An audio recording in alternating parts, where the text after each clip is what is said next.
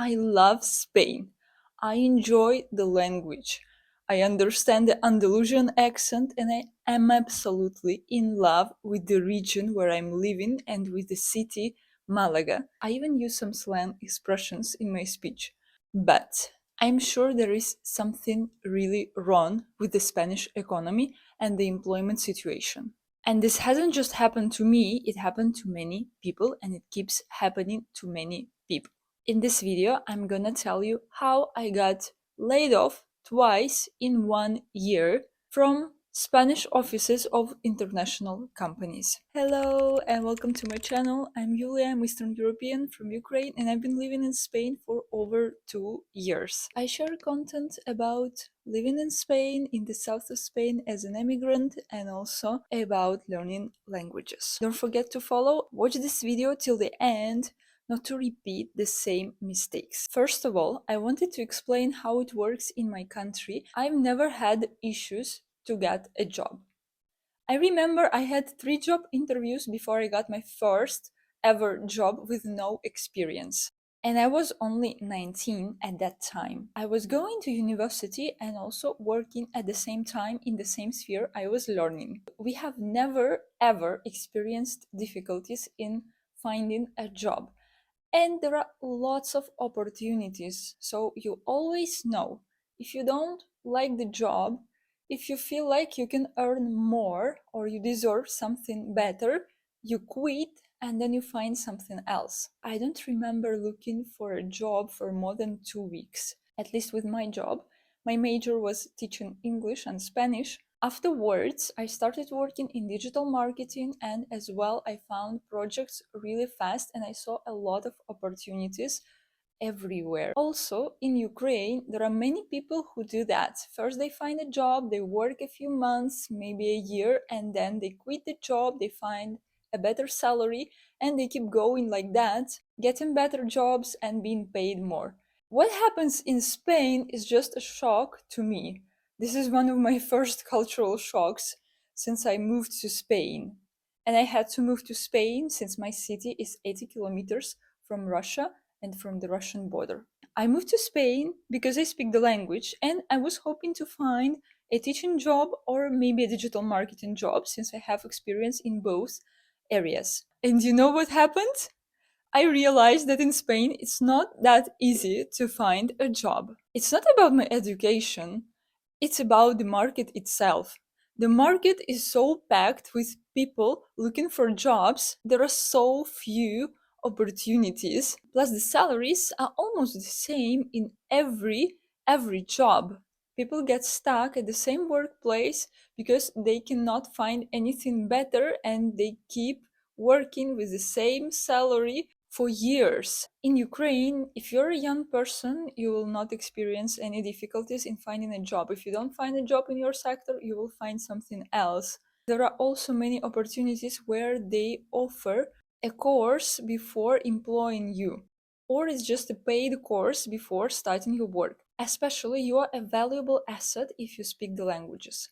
And actually, this is something that helped me a lot in Spain, but I didn't expect that there would be 200 people applying for the same job. 200 people! And what happens is that the HR doesn't even reply to everybody who is applying for the job because they don't have any time. Even if you have a perfect profile, even if you actually put the energy to write your cover letter, but they don't care because there are so many profiles and there are so many CVs that they are receiving every single day. My Spanish friends told me that it's preferably to apply early morning on Monday when they start scrolling through all the CVs or when this opportunity is just published. So you must be fast. And here I'm not talking about the IT market. The IT market is a separate scene. I've never worked in IT, so I have no idea what's going on in there. And I know some people who actually moved to Spain to work in IT for some IT projects. And seems like the situation is better than in other jobs. The first time I started to look for a job in Spain, I had 3 CVs. One CV was about the tourism because I worked in tourism a lot. The other CV was about digital marketing, since I had experience in digital marketing. The third one was in English and was about teaching English, because I also worked as a teacher. And I had also the fourth CV, which was just English, like very general CV about speaking languages and speaking Spanish, English, so I could basically work a job that didn't require any specific experience. Imagine my surprise when I went for a job interview for the position of an English teacher, and they even didn't ask me a word in English.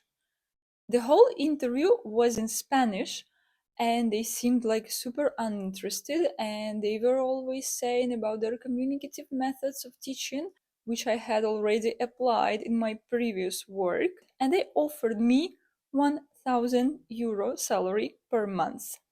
And they preferably wanted a native speaker and somebody with experience and somebody super energetic. Wait a sec. How would this native speaker with past experience work for 1,000 euro a month when the basic apartment costs 1,000 euro a month? That's still a mystery to me. And I feel really sorry for the people who have to accept these job opportunities. My first job was actually customer support, and because I had no competition, thanks to speaking a lot of languages, I got a job for Nintendo. And whenever I say to people, I used to work for Nintendo, they're like, wow, Nintendo, that's so cool. But actually, I was like the least important person in the whole company. And also, this company was actually not Nintendo itself, but another company hired by Nintendo. But I was doing the customer support for Nintendo's European office. And I think I only got the job because the job required speaking English and having a really good command of English language and being native in Russian. Since I speak both Ukrainian and Russian, and these are my native languages, I got the job. I don't think there were many people who had the same abilities. Anyway, I started this customer support job, which actually paid a lot more than teaching at this private school. I had never worked as a customer support manager before, but okay, I didn't care. This was a good company. People were super friendly. We had a teacher, and she taught like really good things, and she taught us all the procedures, so it was actually nice. We had an international community there, many people from everywhere, and the job position was remote, but remote close to Malaga, unfortunately. The only issue was that they gave me only 3 months temporary contract at the beginning. And I was sure that I would be fired after 3 months. At that time, I didn't know that signing temporary contracts was a thing for Spain, but it actually is. Nowadays, it's not called like that. They give you a contract with a trial, for example, 3 or 6 months trial period, and during this period or after this period, they can still fire you easily. The issue in Spain is to get a regular indefinite contract, or the contract that's called fijo. Another thing that surprises me a lot about Spain is that here you don't sign a contract for 1, 2, or 3 years. And if you get this indefinite contract, then it means that you are so lucky. Because without this indefinite contract, you cannot even rent an apartment. And even if you have this indefinite contract, it doesn't mean that you can rent an apartment, because if your salary is not good enough for the prices in the city, then you're only getting a room, not an apartment. Anyway, after this 3 months, like 1 week before, they called me and told me, okay, we can extend this contract 3 more months. Are you okay with that? And they also said that they wouldn't be able to extend the contract more, but I could be hired by another company doing the same job. That was actually a tricky scene to understand. Anyway, then I was with this 6 months contract. After 6 months, finally, they hired me, and I got this indefinite contract, the dream of everybody in Spain.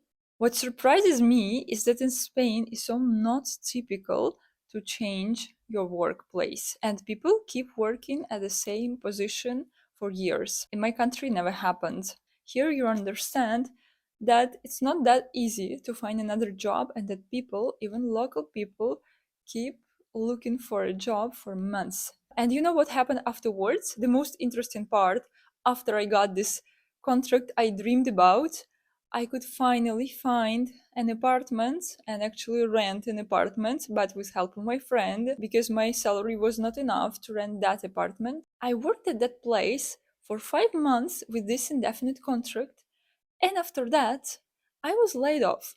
So they fired me because they didn't have budget for all the workers and they decided to sacrifice the English Russian department. Anyway, I felt more like relieved because I hated that schedule since I had to work from 10 to 7 every single day. And also, once they got me this indefinite contract, the salary was just ridiculous since I started paying more taxes. I spent 1.5 months just resting without actually looking for any opportunity. But yeah, I did apply for some jobs and I also applied for the job I had previously applied for, which was a touristic company, a travel operator, and they were looking for a customer support service. I didn't want to work as a customer support, especially with night shifts, but they promised kind of a good salary and I was okay with that. So I wanted to try my chance because this is a big company, like really big company. I had an experience working with them, but being at a different position before from Ukraine. So I decided that they have a lot of opportunities, and even if I'm not a customer support, I could find another opportunity in this company. So what I did is that I applied for the job, I had an interview, it was a success. They told me that they would contact me within 7 days, but they didn't. After only 2 or 3 weeks, the HR contacted me and said, "We are so sorry, but this is already covered, so we don't need any employee, but we have another job opportunity in the same company. There were different tasks, and actually I preferred this new opportunity. It was a transfer department and I had to work remotely, so I agreed, and in June I started this new job. Let me remind you that I finished my previous job in April. So I entered into a new educational process, which I actually regret a bit right now because I learned the procedures for 2 jobs that I will probably never repeat in my life. I have no idea why I needed to waste so much time for something that I'm not gonna use anymore, but okay, let me tell you what happened después, afterwards. In this job, I had a contract which was indefinite but with a trial period. Since the Spanish government already cancelled this temporary contract, and now every contract was kind of indefinite but with a trial period, 6 months trial period. The people working there were super nice, they were teaching me a lot of things, and I was doing like more and more tasks. It was actually a tough summer since I had to work like all summer with no days off, no vacation, again the second year in a row. Even when I wanted to take a vacation in September or October, they kindly told me that it would not be possible since I am a new person in the company and they cannot give me a vacation because it would still be a high season. So in this half a year, I also didn't take any days off. The most interesting part that my supervisor was already putting the shifts for me till February, but my contract was finishing in December. But the company was still unaware about most of the workers. Not only me, not only I was in this situation, but I was the only one with this kind of outcome. 1 week before the end of trial period, I contacted my supervisor again and asked her if she knows anything about my contract. And she told me, well, the HRs are super busy right now, but we are working on that. Once I know any news, I will tell you. Okay, so I kept waiting, and it was 1 week before the end of this trial period. And then on the last day of this trial period, after my shift was over, I get a call from my supervisor, and she tells me, well, unfortunately, I cannot do anything, but the HR decided that we don't need you anymore, and that I was laid off Again, the second time in 1 year. Well, thank you 2024. I am so much stronger now. And I know that it's not something that happens to every person, and I actually got lucky. But the situation of Spanish economy is really, really bad. If you're thinking about moving to Spain, please consider all of that. Without a decent salary in Spain, and when I say a decent salary, it would be a 30% of the rent price. You cannot rent an apartment. It doesn't matter if you have money or if you don't. You cannot rent an apartment. It's preferably to have a Spanish contract. But if you don't, it's also possible to rent. For example, in Malaga, the apartments normally cost around 1,000 euro, and it's not like the best apartment in the world. It's just an average apartment. And I'm not talking here about the studio. Actually, you could rent the studio for 700, 800, 900. So if you want to rent a regular 1,000 euro apartment, you will have to gain 3,300 euro. Where have you seen a Spanish contract with this kind of salary? I haven't seen this in Spain, but I'm sure some people do have it. In Barcelona, the prices are so much higher. So probably you would be okay living in Spain in a small village where the apartment prices are like 500 and not 1000k. Another thing why you need this indefinite contract and you need a stable job is that you cannot get a mortgage here in Spain if you don't have at least 1 or 2 year history working at the same workplace, which is so shocking to me. But I kind of understand the decision. But I don't understand why they killed off all my chances of getting a mortgage twice. Youth unemployment in Spain is extremely high, and also Spain has the biggest unemployment rate in the whole EU. The unemployment rate is 26.7% among youth. And actually, it's not that bad because it used to be worse. Long-term average is 34%. Also, you should understand that there are some numbers on the internet about the minimum wage and about the average wage. I wouldn't trust that much.